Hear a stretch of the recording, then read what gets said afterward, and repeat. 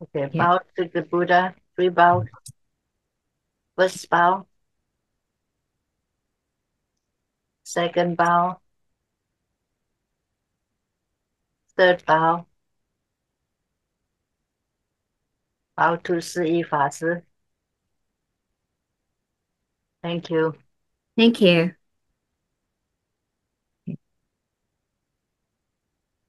So this is the last time for the English group.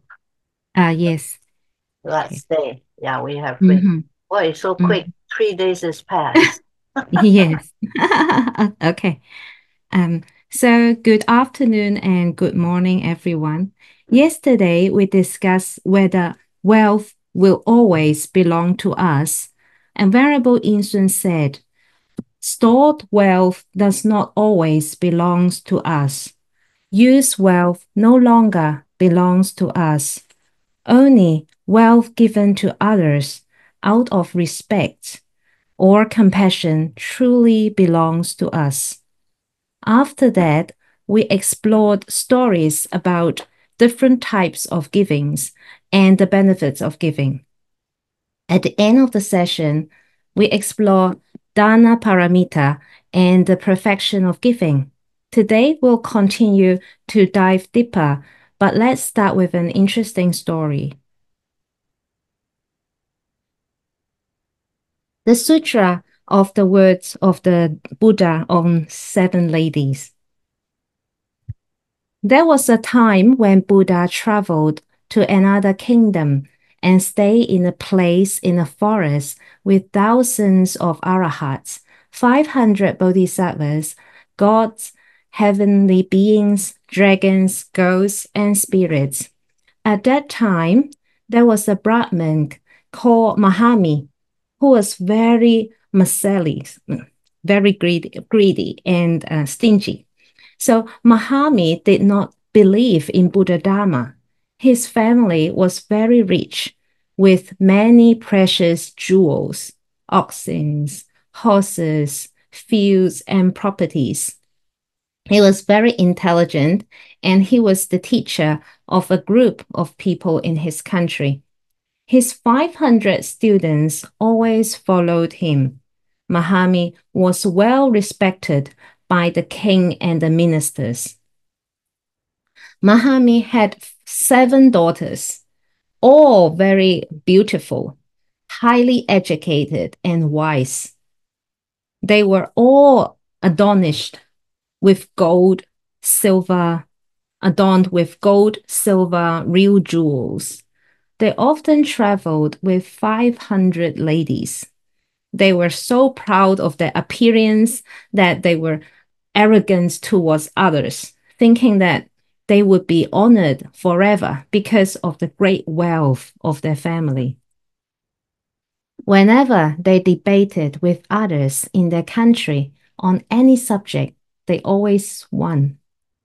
At that time, there was a lay practitioner called Fenruda who heard the stories about these seven ladies. He heard that these ladies were arrogant and proud of themselves. So he wanted to find out if that was true. So he went to the place where the Brahman Mahami lived. Fenruda said to the Brahman, you think that your seven daughters are very beautiful, but whether they are really beautiful or not is a matter for the public to judge. Why don't you show them to the public all over the country? If there is someone who says that they are not beautiful, you have to give me 500 pieces of gold. If not, I will give you 500 pieces of gold. So they took the seven women around the country, and after 90 days, no, not a single person said they were ugly. So the Brahmin received 500 pieces of gold from Fanruda. At that time, Fanruda told the Brahmin, Buddha is in the forest not far from here. Buddha knows everything in the past, present, and future, and everything Buddha says is sincere, and he does not say anything untrue. We should take these 7 women to Buddha as well. So the Brahmin say, yeah, this is very good. So the Brahmin went to see Buddha with his family, along with other Brahmins and 500 women who followed his daughters. At that time, Buddha was teaching Dharma to thousands of people. And when the Brahmin and his people arrived, they each bowed to the Buddha and sat down on one side.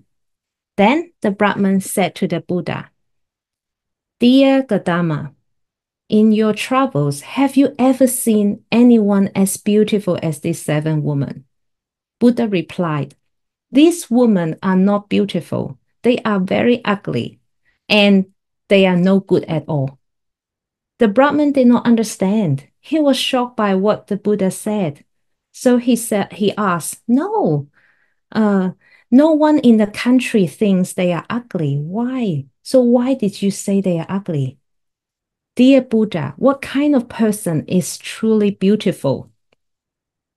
The Buddha replied, If a person has eyes that don't desire color and form, ears that don't like to hear bad things, a nose that doesn't desire fragrance, a mouth that doesn't desire taste, a body that doesn't desire a nice smooth touch, a mind that doesn't think of unwholesome things, hands that don't steal from others, a mouth that doesn't speak evil or ornate words, and has no arrogant attitude.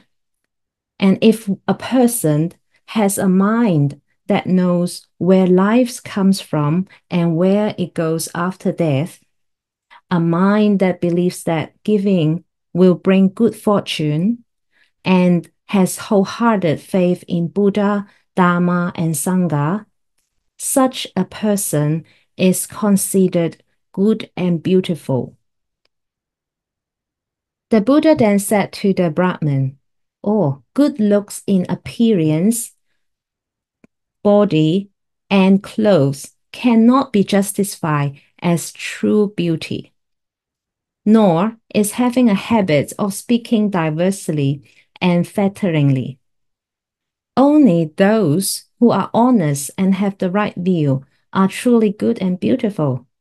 So Faruda was again paid 500 pieces of gold by the Brahmin. Buddha further explained, in the past, there was a city in Varanasi. Buddha of the past, the present, and future all turned the Dharma wheel there. So that is, they all taught in that place. And at the time when Kassapa Buddha was in the world, so Kassapa Buddha was before Shakyamuni Buddha. Okay, so Kassapa Buddha was in the world. There was a king, uh, Viveni, Jivani, who was a very good Buddhist. And he had good understanding of Buddha Dharma, and he also built a monastery for the Buddha. So this king had 7 daughters, and all his daughters were good Buddhists, and they also have good understanding of Dharma. They were beautiful and they looked dignified when they were dressed in gold, silver, amber, and with all kinds of jewelries. They followed the teachings of Kassapa Buddha, taking the precepts and practicing giving. So one day, after giving alms, the daughters went to their father's palace and saying, we would like to have a visit to the graveyard together. The king said, Huh? The graveyard is scary. It's a terrible place. There are only bones and hairs of the dead, and the bones of the dead are scattered untidily on the ground. You may see sad people weeping aloud, and you may see animals like tigers, wolves, birds, and wild beasts feeding on the bloody human remains. On the other hand, we have beautiful gardens, terraces, and pools in our palace. Birds and mandarin ducks are singing in the pond, and multicolored flowers decorated in our garden. There are precious herbs and trees in the garden, so some of them bear delicious fruits, and you can eat as much as you like and have great pleasure. Why do you want to go to the graveyard?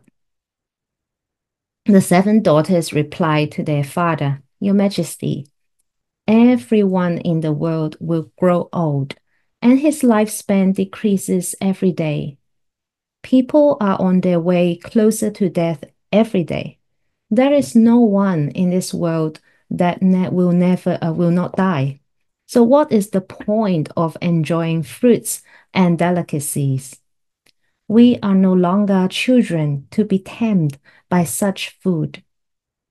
If your majesty had mercy on us, please let us go outside the city and see the dead.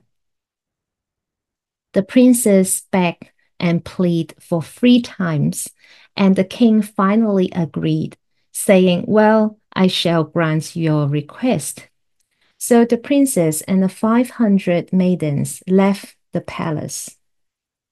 As soon as they left the palace, the 7 princesses all took their jewels off their neck and scattered them on the ground.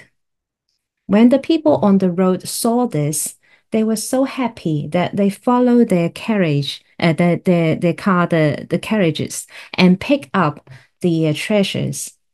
About 5,000 people followed the carriages of the 7 princesses. When they arrived at the cemetery outside the city gate, they noticed that everything was terribly scary, dirty, stinky, and there are crying and sobbing everywhere. The 500 maidens and the people following them were all terrified and chilled to the bones. The 7 princesses went straight forward to observe the dead. There were those with cut off heads, hands, feet, noses, and ears. Some of the bodies were placed in coffins, and some were wrapped in mats, and some were bound with ropes. Some family members cried and moaned in grief, wishing that the dead would rest in peace. There were many dead people in that place. Further, some more people were bringing in crops from different directions. So birds and bees surrounded the corpses, are fighting hard to eat them. Some of the bodies of the dead were swollen with pus and blood, and treasons of maggots and worms came out of their bellies, and the disgusting odor was unbearable. Although these looked very scary, instead of running away, the 7 princesses went forward without covering their noses. After circling and observing for a while, they told each other, Our bodies will soon be like them as well.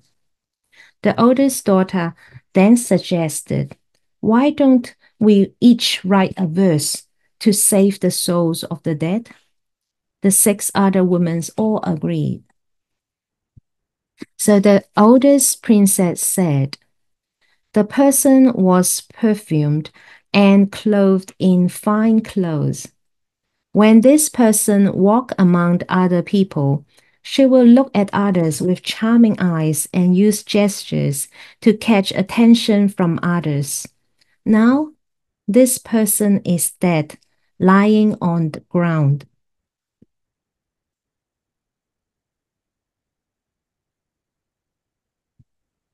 Scorched by the sun and blown by the wind. Where is that person that looks so good with great gestures? The second princess said, Like a bird in a cage, it cannot fly out when the door is closed, But now the door of the cage is broken. The bird has flown away. The third princess said, like going out in a carriage, but in the middle of the journey, the coachman left. The carriage will not go forward without a coachman. Where is the person who can continue the journey in a carriage? The fourth princess said, like a boat that carried a lot of people across the water. When the boat reaches the other shore, people disembark after the boat has tied up. When people die, we have to leave our bodies like leaving the boat. The fifth princess said, there was a city that was strong and well defended, and many people grew up in it. But now the city is empty, and there is no one there. Where are the people?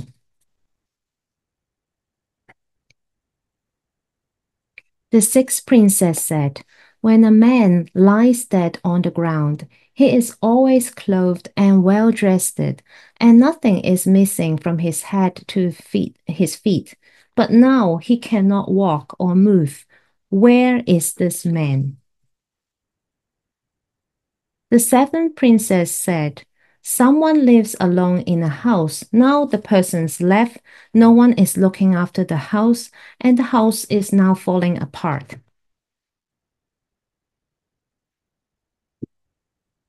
So all these seven princes recited these verses, and the throne of the King of Heavens shook, and then he went down from heaven to the princess and in admiration and said, what you have said is great. I do not know your wishes. Just let me know. I shall fulfill them. The ladies asked, oh, are you the king of heaven or the king of Brahman heaven? We did not see you coming, but you are here appearing before us. The king of heaven said, ladies, I am Shakra. I have came here because I heard your wise words. The seven princes said, you ask us what we wish for, and since you're the venerable king of the heavens, I'm sure you can fulfill our wishes. Sisters, please state your wishes. The first princess said, I want to be reborn. I want to be born as a tree in the in the hills without roots, branches, and leaves. The second princess said, I would like to be born in a place where there is no form, no yin yang, which means no binary oppositions. The third princess said, I would like to be born in a place in the mountains where people can shout loudly with their voices echoing everywhere, but no one can find them. At this point, Shakra, the venerable king of heaven, said, wait, I cannot fulfill your wishes. If you want to be the king of heaven or a Brahman or four heavenly kings and so on, I can help you to achieve all that. But as your wish, the wish that you spoke of, they are beyond my knowledge. So the seventh princess then asked Shakra, you are the venerable king of the heaven, the highest. You have great powers. How come you cannot fulfill our wishes? It is like an old ox that can neither pull a cart nor plow a field. It is useless to the farmer. And Shakra replied, I have come here to meet you all because of beautiful verses I have heard.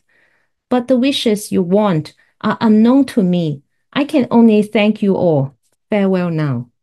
The seven princes all felt silence when they heard this.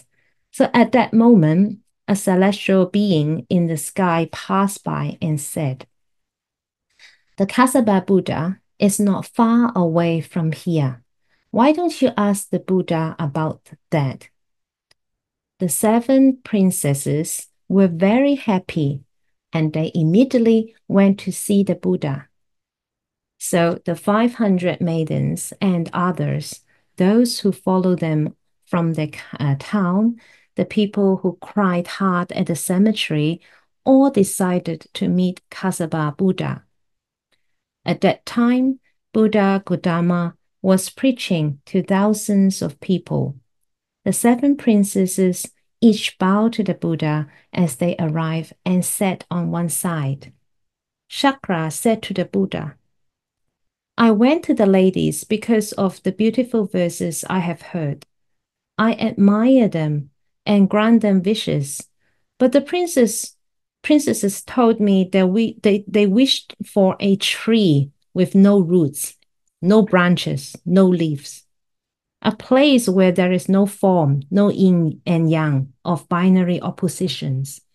A place where you can make echoes like in a mountain, but no one can find out where the sound is coming from. I could not understand what they are trying to say, so I cannot fulfill their wishes. I hope Buddha can explain to me what are they saying.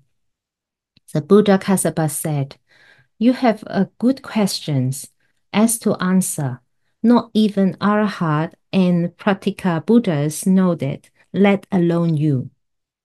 Then Buddha Kassapa smiled, and a five-colored lights came out of his mouth, shining all over the Buddha's land. The lights surrounded the Buddha and entered his body through the top of his head. At this time, the attendants nearby came forward and kneeled down and asked, Buddha would not smile without good reasons, and there must be a purpose behind it, and we wish to know it. The Buddha asked his attendant, have you met these seven ladies? And the attendant replied, yes, my lord. Kassapa Buddha said, since these seven ladies took their vows to attain perfect enlightenment, they have made offerings to hundreds of Buddhas. Later, they will make offerings to 10,000 Buddhas, and all these ladies will become Buddhas after 10 kalpas. They will have the same name. The Buddhas will live for 3,000 years, and the people in the Buddha land will have clothes, food, and drinks just like those in the heavens of the 33 celestials.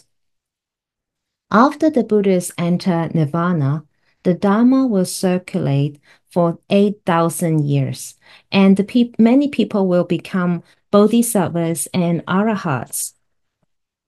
So when the Kassapa Buddha guarantees they will achieve perfect enlightenment in the future, the princesses are so happy that they jump up. When they touch the ground, they transformed into men and reach the stage of non-regression. When the audience sees this, they are very happy and all vow to attain the perfect enlightenment. Buddha Shakyamuni said to the Brahmin, these seven ladies are princesses. They are rich, they are beautiful, noble, yet they do not make ornaments of their beauty, nor are they proud of their beauty. Why? Because they know that the body is impermanent and cannot last forever. Yet people in our world fall in the 12-fold dependent co-arising because they are ignorant without wisdom. All human beings are born out of love and desire. From birth comes old age. From old age comes sickness. From sickness comes death. And from death comes grief and weeping and infinite suffering. Knowing the knowing the beneficent love is the roots of life and death, one should look at one's body and the bodies of others, and at all times contemplate the various impurities of the body, such as disgusting body fluids, snots and saliva, cold and heat, and odors. When we died, The body will be corrupted. The flesh of the body will be eaten by worms, and the bones and joints of the body will disintegrate and turn into ashes and earth. We should always remember it is the same for me when I die. Don't be proud of your beauty and become arrogant, but remember the impermanence of the world. If one practices giving and fulfilling good needs, no, not being arrogant, not making flattering speeches, and not being arrogant toward others, then uh, that person will be reborn in heavenly realm or in a better realm. If one does unwholesome deeds, one may fall into hell after death. There are many women who go to hell because they are jealous, pretentious, and perform all sorts of attractive gestures. After hearing what the Buddha taught, the daughters of the Brahmins rejoiced and immediately took off their jewelries and offered it to the Buddha.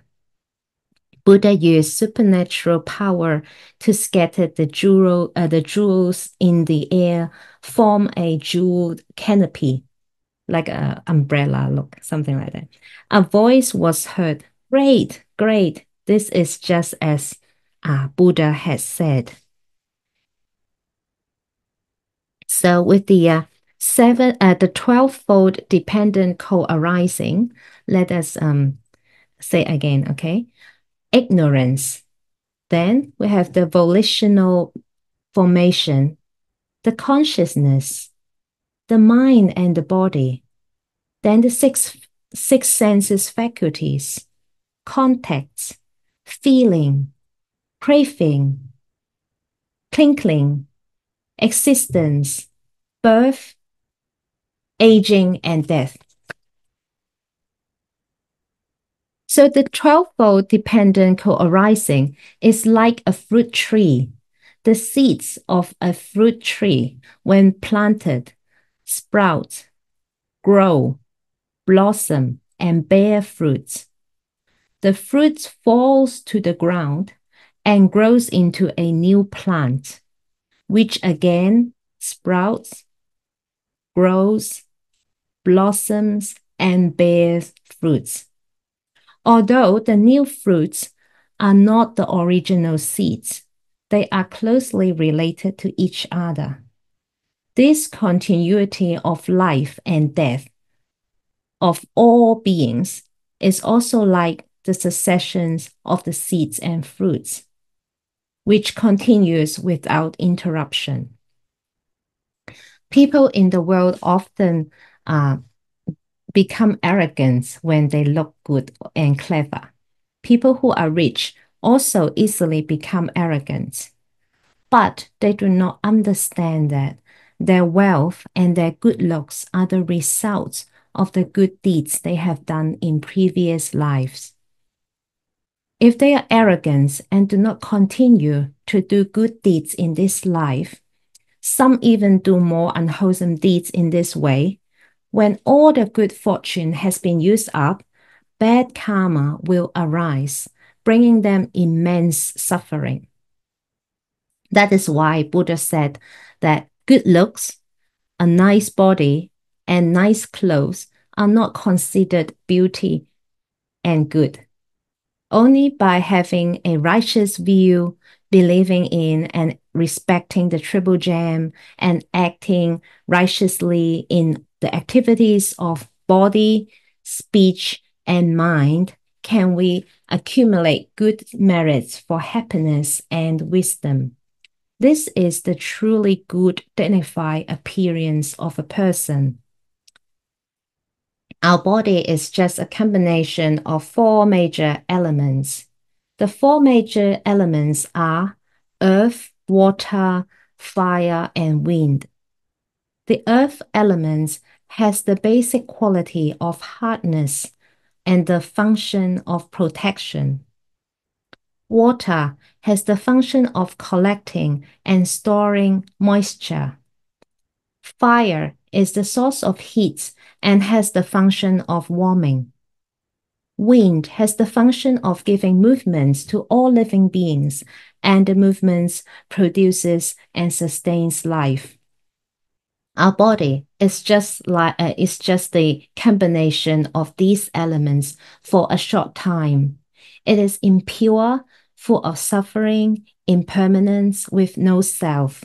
But sentient beings are foolish and often deceive themselves into belief that the four great bodies are their own real forms, insisting that they are the eyes, I, and they are deeply attached to them, trying to beautify themselves in every possible way, comparing themselves with others, creating jealousy and arrogance in their hearts, and even creating evil karma, which produces bitter fruits. As the sutra says, all sentient beings are prevented from attaining great liberation by greed and desire, and they fall into birth and death. If one can follow Buddha's teaching and truthfully observe that one's own body and the bodies of others are impure and impermanent, then one can gradually put aside desire and love and will be free from the troubles and oceans of sufferings from birth and death. So we have some materials from the treatise on generating the Bodhi Resolve Sutra, translated by the Bhikkhu Dhammamita. Okay. So there are three types of giving. Giving is of three types. The first is Dharma giving. The second is the giving of fearlessness. The third is giving of material wealth. The giving of Dharma. As for the giving of Dharma, one encourages people to take on the precepts and to cultivate the mind of those who left the home life for the sake of destroying a Norris wheel.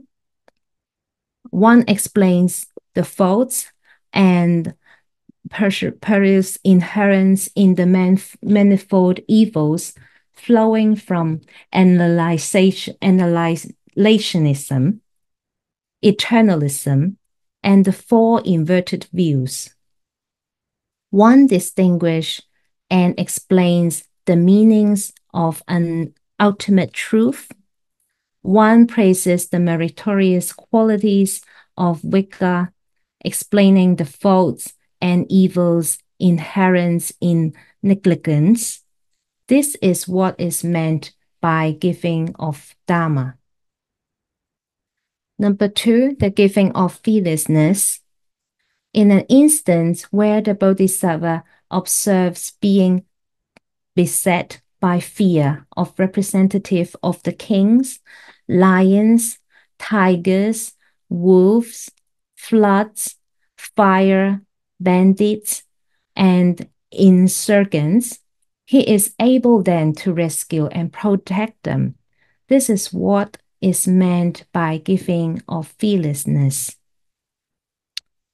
The third, the definition and scope of giving material wealth. Where one gives material wealth and remains free of miscellaneous, even when where such giving extends up to jewels, elephants, horses, carriages, silks, grains, clothing, food, and drinks, and even where such giving extends down to a scope of fried flour or a strand of thread, and where one matches the aims of the supplicants by bestowing on them whatsoever they may need, no matter whether it be much or whether it be little. This is what is meant by giving material wealth. So the giving of material wealth, it is itself possessed of five additional categories. First, giving done with an ultimately sincere mind. Second, giving done based on faith. Third, giving which is appropriate to the time.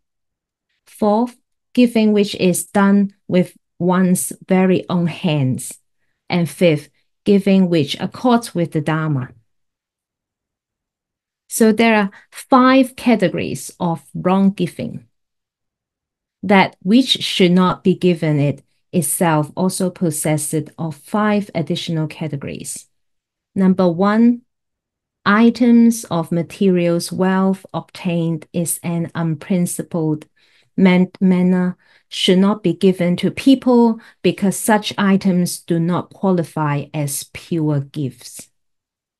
Number two, intoxins and toxic herbs are such as one does not give to people because they instill confusion in other beings. Number three, snails, traps, and animals' nets are such as one does not give to people because they torment beings.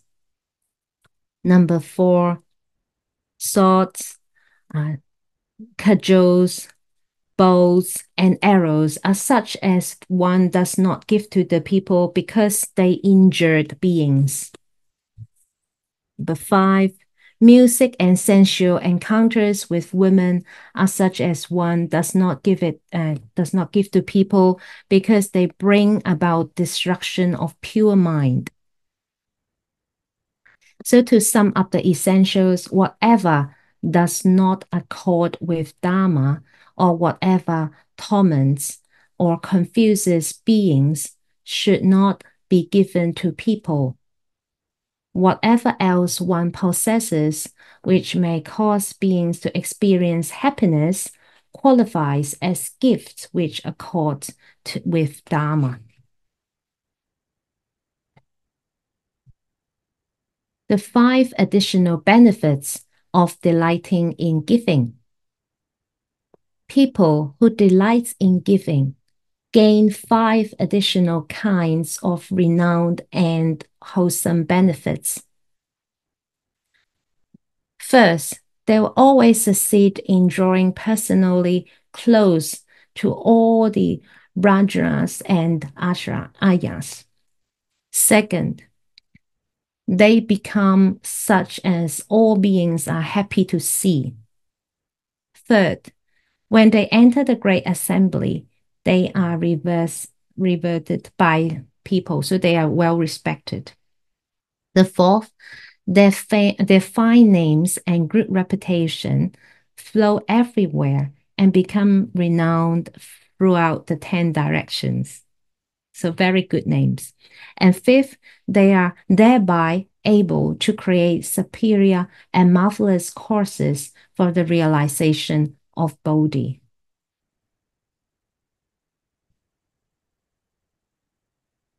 The universality in giving, the defining characteristics of a bodhisattva. One who is a bodhisattva is defined by being one who is universal in his giving. Being one who is universal in his giving does not refer to a circumstance involving an abundance of material wealth, but rather refers instead of possessing a mind inclined towards giving. Where one takes up material wealth sought out in accordance with Dharma and uses it in giving, this accords with the universality or in giving. Where one uses a pure mind free of deception in one's giving, this accords with universality in giving.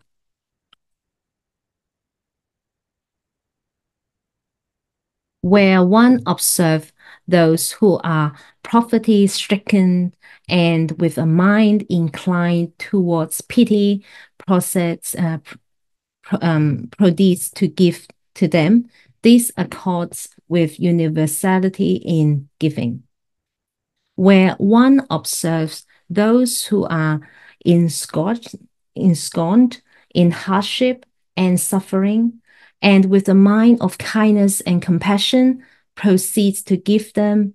This accords with universality in giving, where one abides in poverty and possesses but little material wealth, yet one is nonetheless able to give something useful.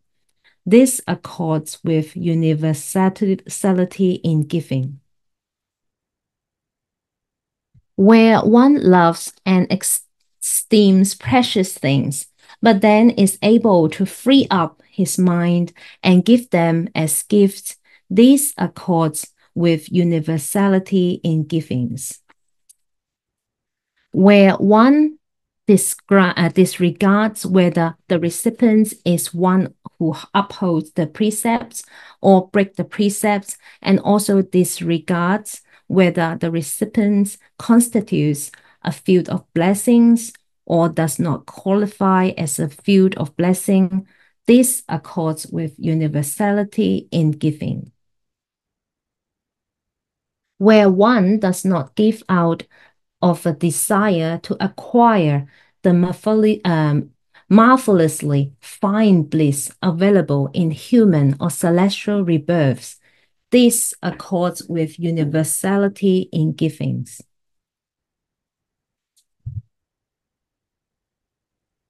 where one gives in the course of seeking to realize the unsurpassed Bodhi.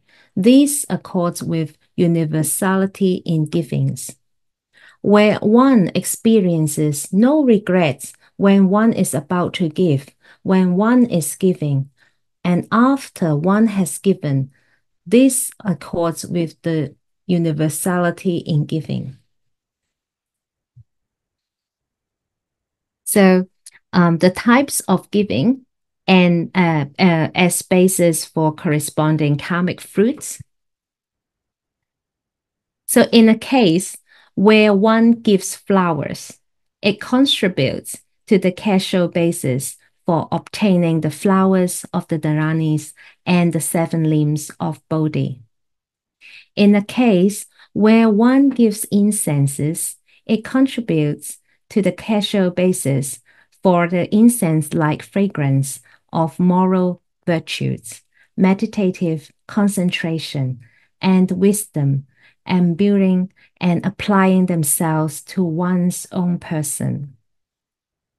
In a case where one gives fruits, it contributes to the causal basis of perfecting the fruits of the path, which are free of outflow impurities. In a case where one gives food, it contributes to the causal basis of possessing long life, eloquence, fine appearance, physical strength, and happiness. In a case where one gives clothing, it contributes to the causal basis of gaining a pure physical form and for ridding oneself of any absence of the sense of shame and a sense of blame. In a case where one gives a light of lamps, it contributes to the causal basis for gaining the Buddha's eye's complete illuminations of the nature of all dharmas.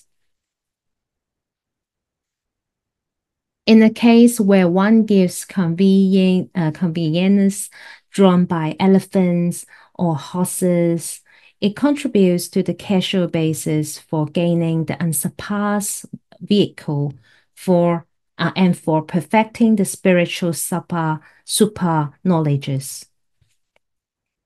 In a case where one gives prayer beads, necklaces, This gift contributes, this giving contributes to the causal basis for gaining the 80 subsidiary characteristics.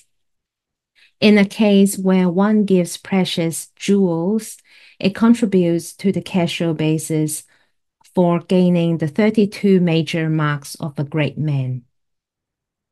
In a case where one gives muscle power or provides servants, it contributes to the causal basis for gaining the 10 powers and the 4 fearlessness of the Buddha.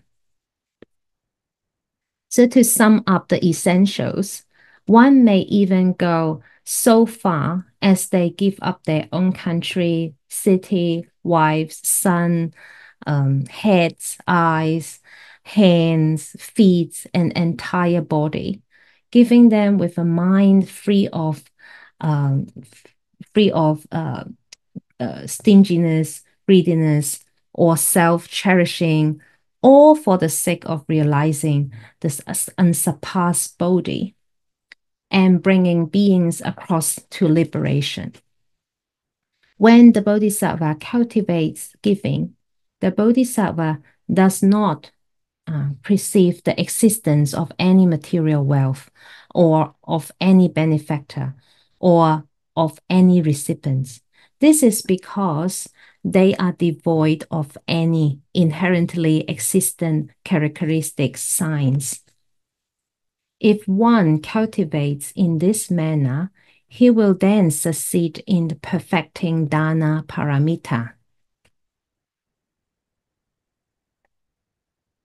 So in the chapter 10, the conditions and comparative merits and virtues of giving, in the Sutra of the past vows of Earth Store Bodhisattvas, the Buddha told Earth Store Bodhisattva, in Jambudipa, leaders of nations, prime ministers, high officials, great elders, great Kshatriyas, great Brahmins, and others may encounter those who are poor, hunchbacked, crippled, dumb, mute, deaf, retarded, blind, or handicapped in other ways.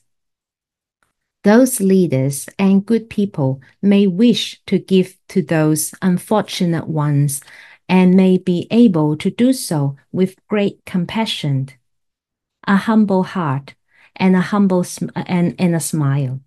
They may arrange to give generously, either personally with their own hands or by arranging for others to do so, using gentle words and sympathetic speech. The blessings and benefits that such leaders and good people will occur will be comparable to the meritorious virtues derived from giving as much to as many Buddhas as there are grains of sands in the 100 Ganges rivers. Why is that? Those leaders and good people will receive such rewards of blessing and benefits for having shown a greatly compassionate heart towards the most impoverished and handicapped individuals. Throughout hundreds of thousands of lives to come, they will always have an abundance of the 7 gems, not to mention clothing, food, and necessities of life. So in the Sutra of the Past Vows of Earth Store Bodhisattva, it is written that if you are a very blessed person, you should be able to bow down to those of a lower status and diminish yourself, diminish your own self-importance. Always give alms with a smile, using your own hands, with a heart that treats everyone equally. Alternatively, you may ask others to help you give. And when you give alms, you should be very loving and patient.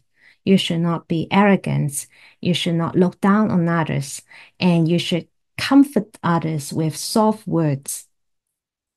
If they don't have much blessings and you don't have any status, and we don't have any status, sorry, if we don't have much blessings and we don't have much status and we don't have anything to be proud of, so we should be happy that we are the ones who can give. In this life, we should give alms and make good connections. I see here that it is best to give charity while you are alive. Although we can make a will before death, sometimes the outcomes may not be what we want. There is an example of a lady whose father made a will stating that a large part of her money should be left for donation to religious organization and for worship. After he passed away, the will was executed accordingly. However, after some time, most of the children wanted to share out all the money without respecting the will. Do you think the siblings would sue each other, will sue one another for not following the wish of their father? In the end, everyone shared the money. So if you want to donate money or do whatever you want to, uh, when you are alive, when you make your own decision. So do it when you are alive, when you can make your own decision. Think seriously. Wouldn't it be better to turn what you can't take with you and turn into merits that can benefit yourself and others? So is fortune important? Actually, it is. Of course, wisdom is also very important. But without good fortune, there will be many obstacles in our lives. If we face many obstacles but don't have wisdom, we have to suffer. There are a lot of sufferings in the world. We all know about it. But if it doesn't happen to you, you don't want to be free from it. When the blessing all used up, it is pitiful. Sometimes it is heartbreaking to see sentient beings suffering. One of our temple volunteers has a brother who is having a bad time in his life. He was doing well when he was rich, but when his business went bad, and he was not making much money, his wife wanted to divorce him. So he was in the printing business and had a big workshop and had lots of staff. But during the COVID time, all industries were in trouble and everyone's income dropped drastically. And he did not have much business, and people owing him money did not pay him back. So after the divorce, the house had to be sold and the sum was divided between his wife and children. So he had to move out. His wife wanted to divide up all his assets immediately. This forced him to sell his factory quickly. He was very sad and discouraged. He said, I have worked very hard all my life and I have earned something, but in the end, I have nothing because all these mishaps he suffered from mental illness. He is deeply in debt despite the efforts of his sisters and friends to help him by providing accommodation, food, and money. His sister even paid for his doctor's visit and psychiatric medication because he could not afford them. But after 2 years living like this, there was no improvement because he was mentally ill and he was not a Buddhist. He once cursed a lady with a bad mouth, and then the lady was so angry that she wanted to sue him and put him in jail. But he didn't have the money to hire a lawyer. and because he lived in a very corrupt country, and if he didn't give money to the police and the judge, he would surely lose the case. So he's not angry, but he needs the money for everything, and he is desperate.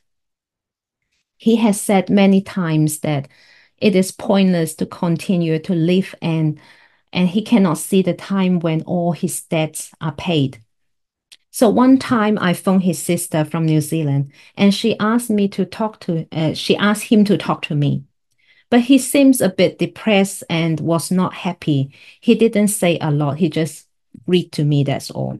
And after our phone conversation, he moved out of his sister's house into his friend's flat.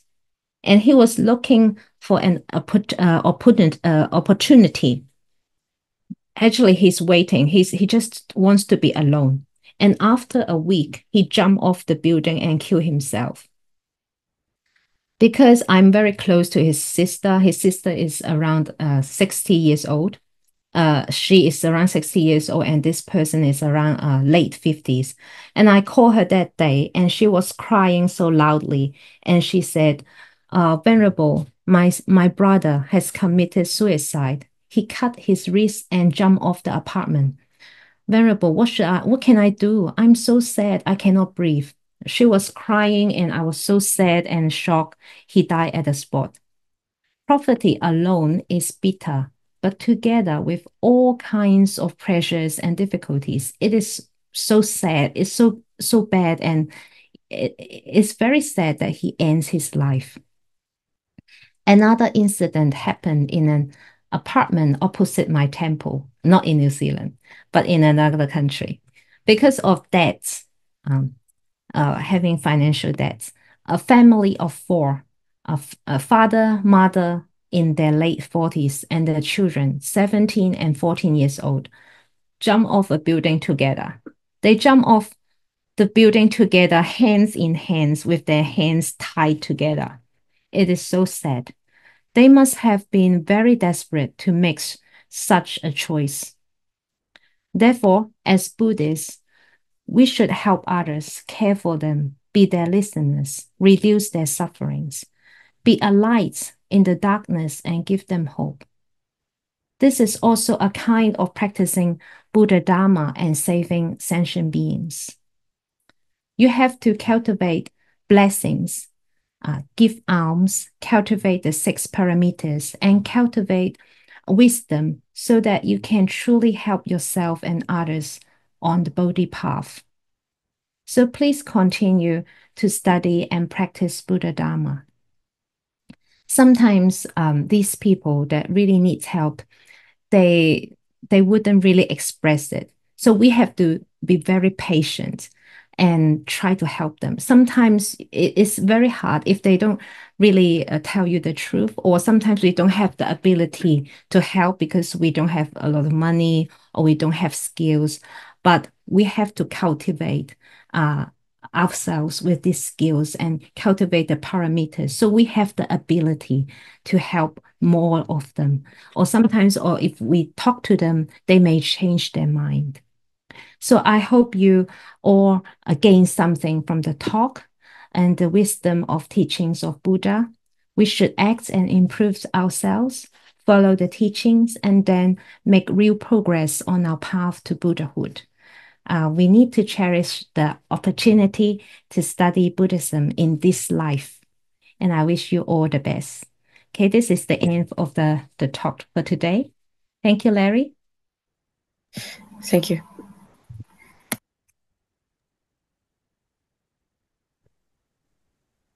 All right. 3 bows to the Buddha. First bow.